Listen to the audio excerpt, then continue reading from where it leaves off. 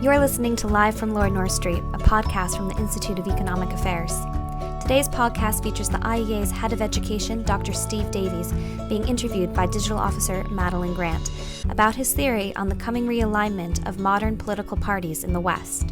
Coming up, Steve explains his predictions, and he and Madeline dig deeper into the political ramifications of Brexit, the election of Donald Trump, and the future of libertarianism in an increasingly populist climate. If you like what you hear, be sure to check out our website, iea.org.uk, and subscribe to our YouTube channel, username IEA London. Steve, your theory of modern political realignment would have us living in a world that looks very different to the one we have today. Can you explain your thesis to us? The thesis that I want to argue is that the way to make sense of politics today, or indeed in many periods in the past, is that we are experiencing a political realignment. What does that mean? What it means is that the way in which political debates are ordered, the fundamental divisions in society are changing. This has happened many times before, but it's happening with particular rapidity at the moment. So how to understand how this works? If you think of a human society as being like a very large number of people in a very large room, at any given point in time, there are certain things that all the people living in this very large room have to decide collectively. And naturally, they're going to disagree in many cases about what exactly should be done. They will disagree because of different beliefs, different sentiments and feelings, or different interests. But although they disagree about many things, at any given period in time, there are only certain basic issues of disagreement which tend to be the ones that everything else is related to. So the people in this hypothetical very large room, a political society in our sense, they will define themselves as being on one side or the other of just a very small number of key issues, key disagreements. And it's those key issues and key disagreements that then define who is on one side or the other, right or left, in or out. What this means, of course, is that people who in many ways disagree about many things will find themselves lumped together in the same camp because they happen to be on the same side of the crucial or critical or particularly salient political disagreement in that society at that time and place.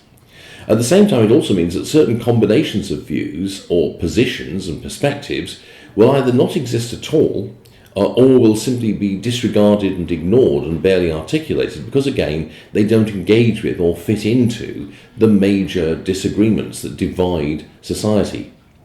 After a certain number of years, however, what happens is that the disagreements become exhausted. Typically, what you find is that one side or the other gains a clear advantage, tends to basically win the argument. At the same time, the conditions of the people in the political society change. There is social change, there's economic change, there's technological innovation, all of which means that the divisions in society of interest and often outlook and consciousness start to change as well. So people stop disagreeing about certain issues and new disagreements arise. And when those new disagreements arise, what then happens is that you get a realignment where the divisions within the room, in my metaphor, the political society, are centred around these new disagreements rather than the old ones. Or the old disagreements are recombined in a different way. So let's see how this actually works out.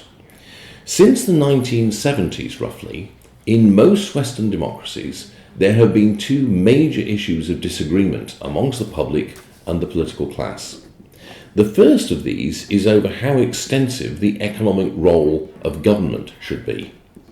On the one side, there are people who think that the economic role of government should be limited, that government should not levy very high rates of taxation, should not intervene extensively in the economy, should not engage in major redistribution of income or wealth from one social group to another.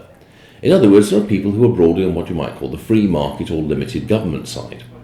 On the other side are people who think that actually there is a very large active role that government should play in any good society, that governments need to provide a wide range of goods, that governments should be engaged in an extensive welfare programme aimed at providing a living standard floor under the poor, or perhaps in redistributing wealth or income from the better off to the less well off.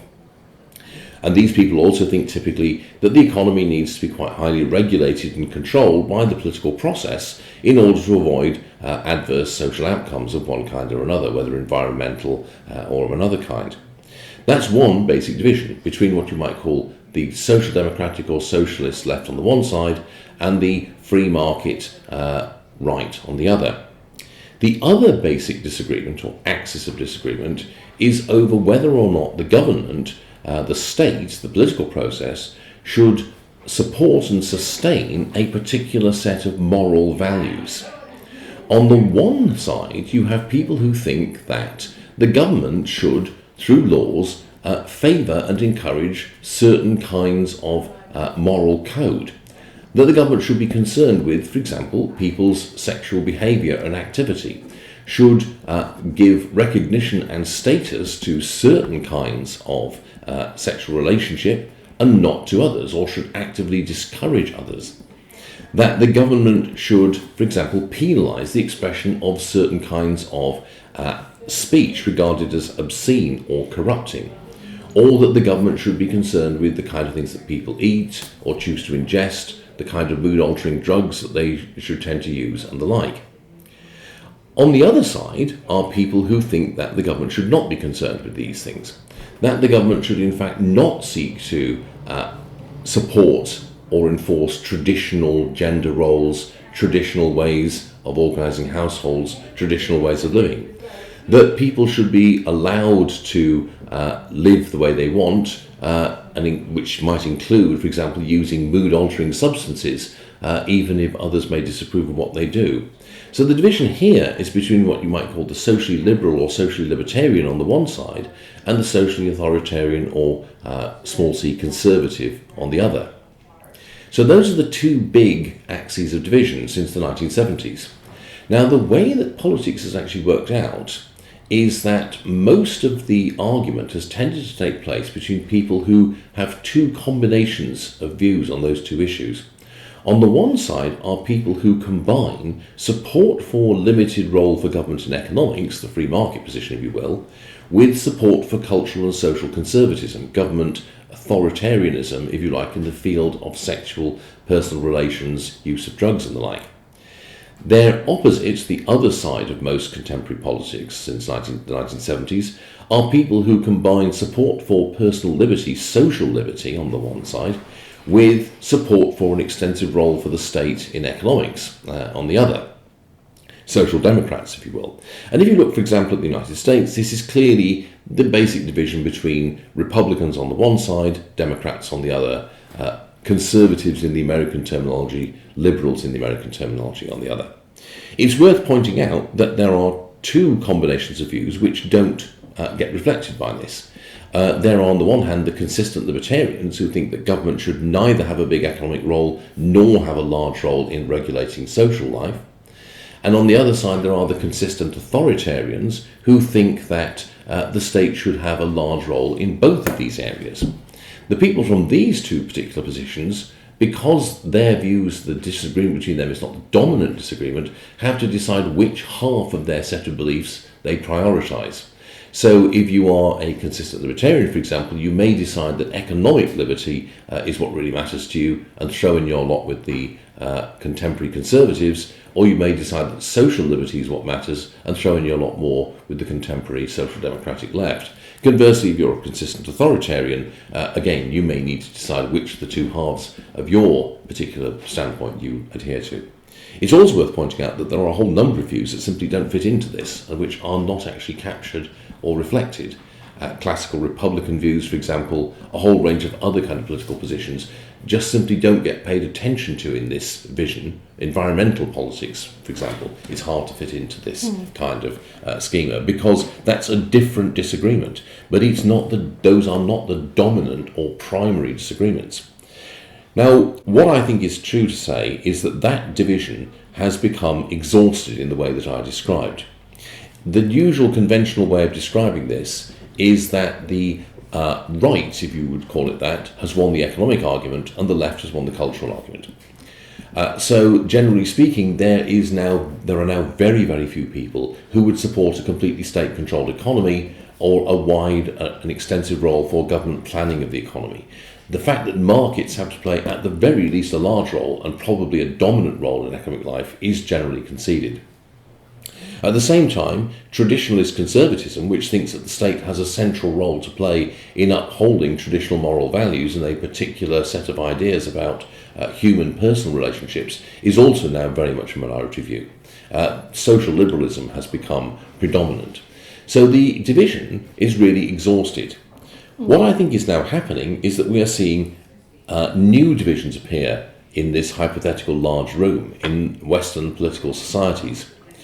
The new divisions are mainly centred around questions of identity, and in particular they're centred around, on the one side, people who favour maintaining, upholding and strengthening traditional, settled and established identities, and who typically favour the local, the national, the particular, as opposed to people who think that it's good that the world is changing, that identities are in flux, and who tend to emphasise rather the global, the universal, the cosmopolitan, rather than the specific and local.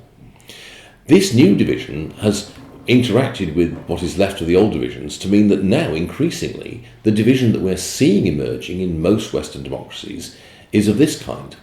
On the one side, you have people who are broadly free market, broadly socially liberal, and also strongly globalist, cosmopolitan and internationalist in their outlook, and also typically culturally individualist, welcoming of change, welcoming of cultural innovation.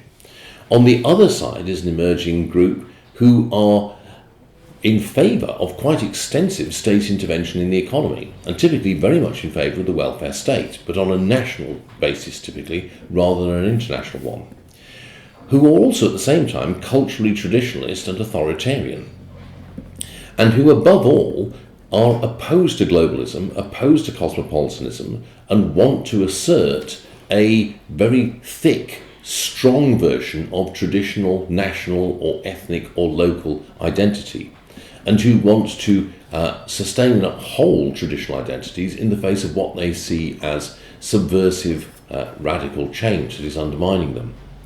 And we can see this new division appearing in country after country. So, for example, in Poland, the old division has entirely disappeared. The old centre-left party, the former Communist Party, has vanished and is no longer represented in the Sejm.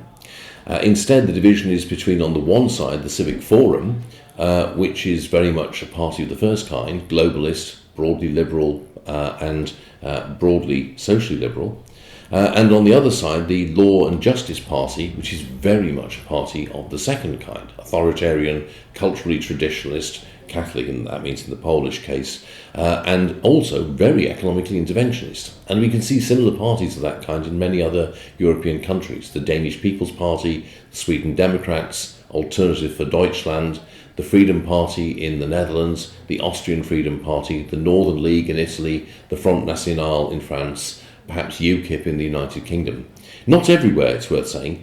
Spain, Portugal, and Ireland are all interesting exceptions, as is Canada. And there are some countries which are partial exceptions, but this is the general pattern that we can see in most developed democracies. And so what we're seeing is a situation in which the old political alignments are dissolving and new political divisions are taking their place. And what this means is that people who formerly were on the same, quote, side, unquote, now find themselves in opposing groups. And people who were bitter opponents suddenly find themselves allies, because they find that they may still disagree about the matters they disagreed about before, but those are no longer the salient political divisions, and they are in agreement on what increasingly is the issue. To be very concrete about it, You could see how this works, for example, in the case of the arguments about whether or not Britain should leave the European Union, where there are many people who have been bitter opponents about all kinds of issues to do with economics, for example, in the past, but who agree that Britain should leave the European Union on the one side, and on the other side, again, people who've been in different parties, but who are strongly committed to the Remain cause on the other. And there's a new kind of division there, which, as I say, is again a division about identity as much as it is about anything to do with politics, or rather economics, or the other things that have been dominating politics for the last 40 years. The way that I would view this is that Brexit has potentially hastened in Britain the realignment, because it really it gave us an idea of the new fault lines in British politics. So, for example, Brexit occurred because of a broad coalition of, I suppose, in some ways unexpected fellow travellers came together. It was a coalition of rural Tories, patriotic Northern Heartlands, and a few free marketeers. Do you think that that process has been hastened by Brexit? Yes, I do. I think that Brexit has been a catalyst which has made the realignment begin to happen more rapidly than perhaps it otherwise would have done.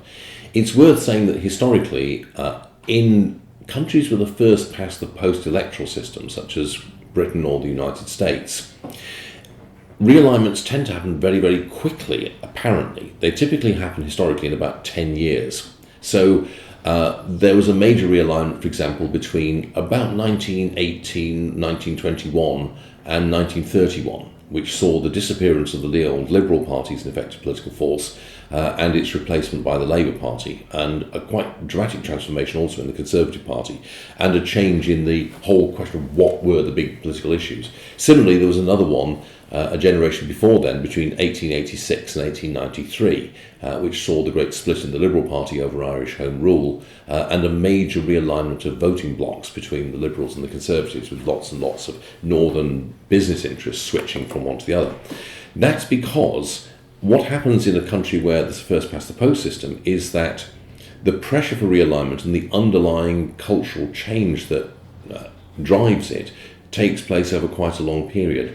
But it's very hard to get this translated into votes in Parliament or general elections because of the way the electoral system works, which means that when it does actually happen, it tends to happen quite quickly. And typically what you find is there is some kind of major crisis which acts as a catalyst or trigger for that realignment. So it was Irish Home Rule in 1886. It appears to be Brexit this time in the UK.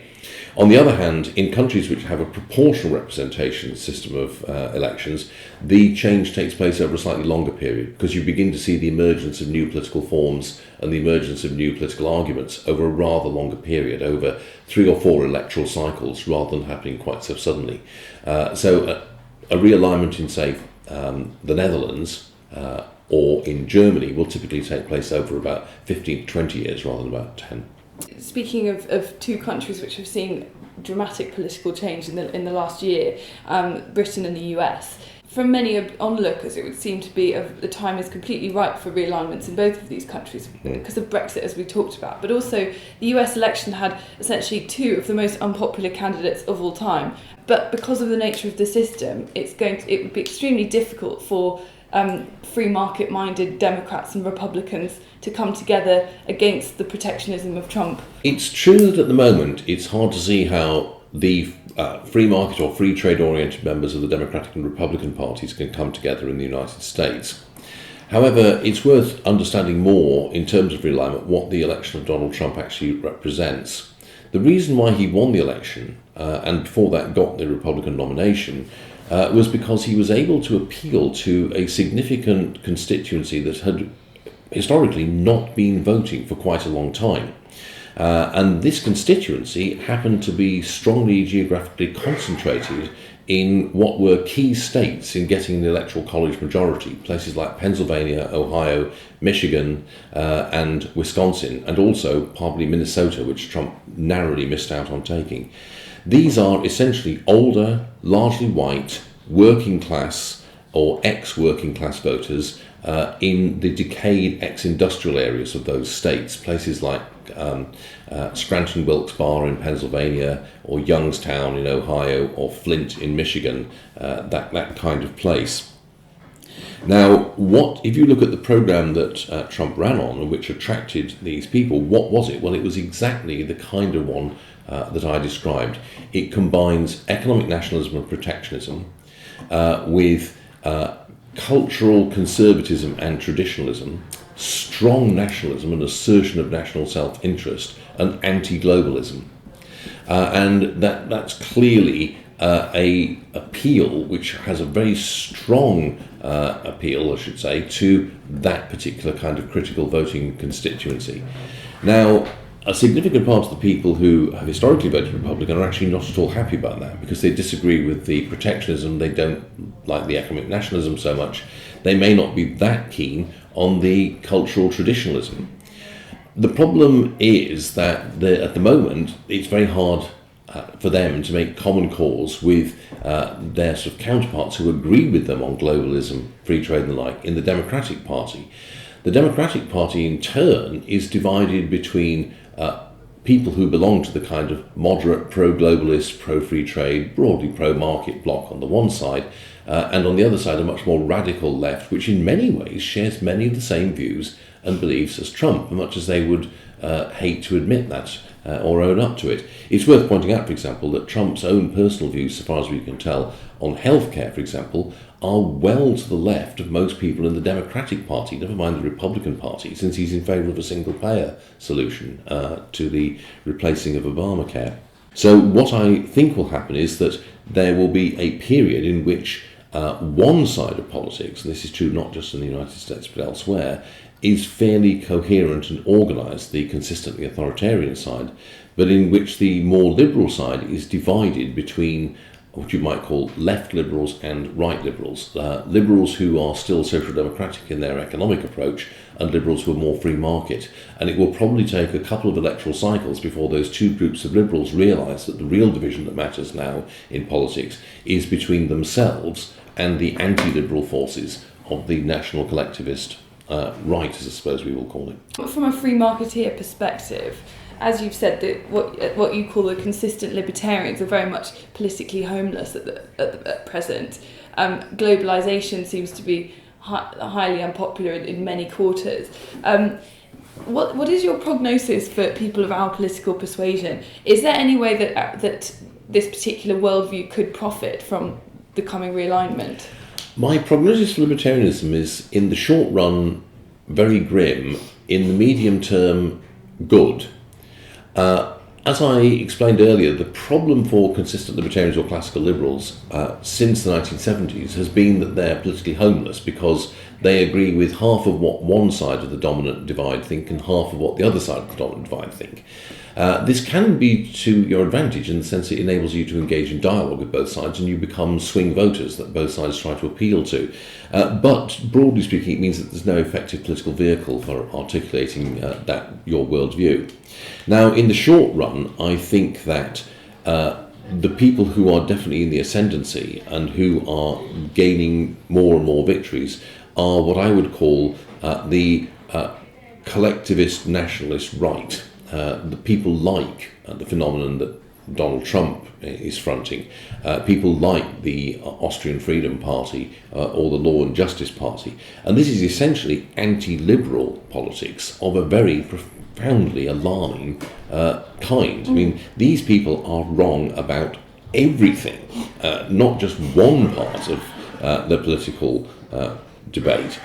But unfortunately at the moment, because the broadly liberal opposition is divided over economic issues, I think that they are going to win most of the victories in the short term. And it is going to become very, very difficult in the next 10 years or so for people of a liberal persuasion.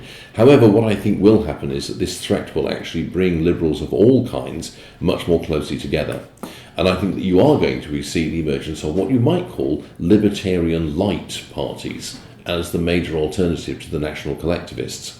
And what I think will have to happen is a kind of historic compromise on the part of both social democratic liberals, social liberals on the one side, and classical liberals on the other. And I think that the classical liberals will probably have to give ground on redistribution and accept a much larger degree of government redistribution of income than they would probably like in their purely West world. And on the other side, the social democratic liberals will have to give up much more in terms of high levels of government spending and also regulation, and that's going to be the kind of compromise. But they will realise that they have to get their act together, because otherwise they're not going to be able to put together a coalition which will defeat the xenophobic collectivist nationalists. And after a couple of bad beatings, I think this will force them to do this. So my short-term prognosis is rather gloomy, but my medium-term prognosis is actually quite upbeat. Well, I think we could all get behind libertarian light. Good to end on a note of optimism there, Steve. Thanks ever so much.